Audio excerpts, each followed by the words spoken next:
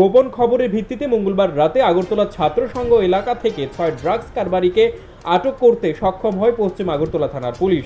এ বিষয়ে বুধবার সাংবাদিকদের ডেকে বিস্তারিত জানাতে গিয়ে পশ্চিম আগরতলা থানার ওসি পরিতোষ দাস বলেন, গোপন সংবাদের ভিত্তিতে সেখানে গিয়ে উদ্ধার করা হয় প্রচুর পরিমাণ নেশা সামগ্রী। গোপন সংবাদের ভিত্তিতে তাদেরকে আটক করা হয়। মোট ৬ জনকে আটক করা হয়েছে। পরবর্তীতে তাদেরকে আটক করে থানায় নিয়ে এসে তাদের বিরুদ্ধে এনডিপিএস মামলা রুজু করা হয় এবং বুধবার প্রত্যেকে আদালতে প্রেরণ করা হয় রিমান্ডের আবেদন চেয়ে।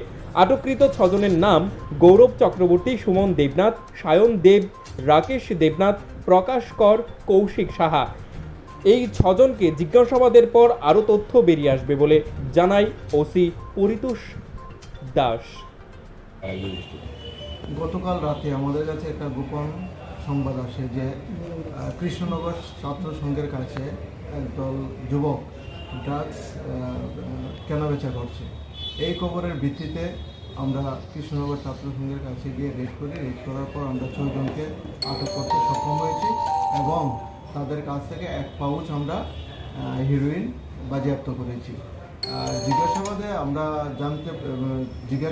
জানছি যে তারা আরও 5টা পাউচ অলরেডি বিক্রি করে দিয়েছে এবং তাদের বিরুদ্ধে আমরা এনডিপিএস একটা মামলা নিয়েছি, যার number West Agartala PS case number 47/2024 under section 22B and 29 of NDPS act.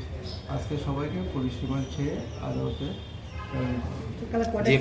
যে পাঁচটা পাউচ বিক্রি করা হয়েছে, যারা কিনেছে তাদের কি মানে কোনো ধরনের না, এখনো পর্যন্ত আমরা আটক করতে পারিনি। জিজ্ঞাসাবাদ চলছে। আমরা পার্ট অফ ইনভেস্টিগেশন ডিসকাস করতে পারি। তাদের নামগুলো হলো